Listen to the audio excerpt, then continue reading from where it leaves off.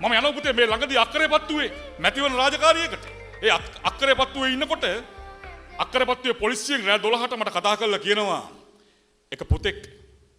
තාත්තා කියලා. ඒ තාත්තා ගේට්ටුව ගාව ඇවිල්ලා ඉන්නෝ කියලා. මම ගිහලා බලනකොට අර තාත්තා ගේට්ටුව ගාව ඉන්නෝ ෂර්ට් එකේ බොත්තම් තුනක් නෑ තාත්තගේ. ඒ තාත්තගේ ෂර්ට් එකේ මඩ මේ පුතා බිම දාගෙන අර තාත්තා බිම දාගෙන මේ තාත්තව එක්කගෙන යනවා මම ගෙදරට ගිහලා බලනකොට අර පුතා වාඩි වෙලා ඉන්නවා එළිය පුටුවක් තියාගෙන ෆෝන් එක ඔබ මම ඒ පුතාව අල්ලගන්නකොට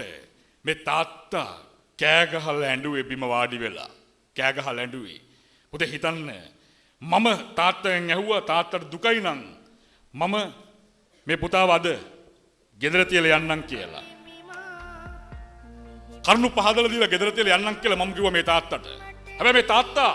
කියනවා අනේ සර් මගේ කොල්ලව අරන් ගිහලා කොහොම හරි හදලා දෙන්න කියලා වඳිනවා පුතේ වඳින්න ඕනේ කාටවත් තාත්තා කෙනෙක් අච්චර ලොකු පුතෙක් හදලා නමුත් වැඳලා කිව්වේ තාත්තා මම මේ කොල්ලව අරන් ඇවිල්ලා අක්කරේපත්තුවේ පොලිසිය කූඩු ඇතුළට දාලා පුතේ නැවත මම රාජකාරියකට යනවා එළියට ගිහිල්ලා නැවත එන්නේ මම උදේ 4:00ට පොලිසියට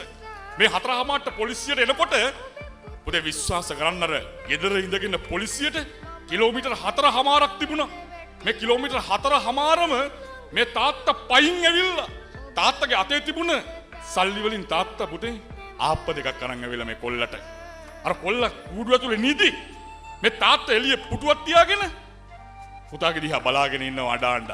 මේ තාත්තා මට ලස්සන කතාවක් කිව්වා සර් මේ ඉන්නේ මගේ ලොකු කොල්ලා මේ කූඩු ඇතුලේ ඉන්නේ ගෙදර හාල් මුට්ටිය කවදාවත් මම හින්දෙන්න දුන්නේ නැහැ මොකද මේ ලොකු කොල්ලට සර් බඩ පිරෙන්න බත් කන්න ඕනේ හින්දා සර් ගෙදර එළවලු කූඩේ මම හින්දෙන්න දුන්නේ නැත්තේ මේ කොල්ලා එළවලු නැතුව සර් බත් කන්නේ නැහැ ඉඳලා හිටලා හරි කරවල කෑල්ලක් ගෙනල්ලා මේ කොල්ලගේ අම්මට දුන්නේ මේ කොල්ලා මස් මාළු කරවල නැතුව බත් කන්නේ නැහැ සර්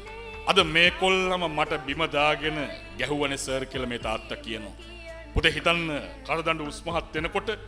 තාත්තව පේන්න වෙන කෙනෙක් වගේ නම් පුතේ හිතන්න අපිට එකපාරක් දෙපාරක් නෙවෙයි සියවතාවක් කරුණු තියෙනවා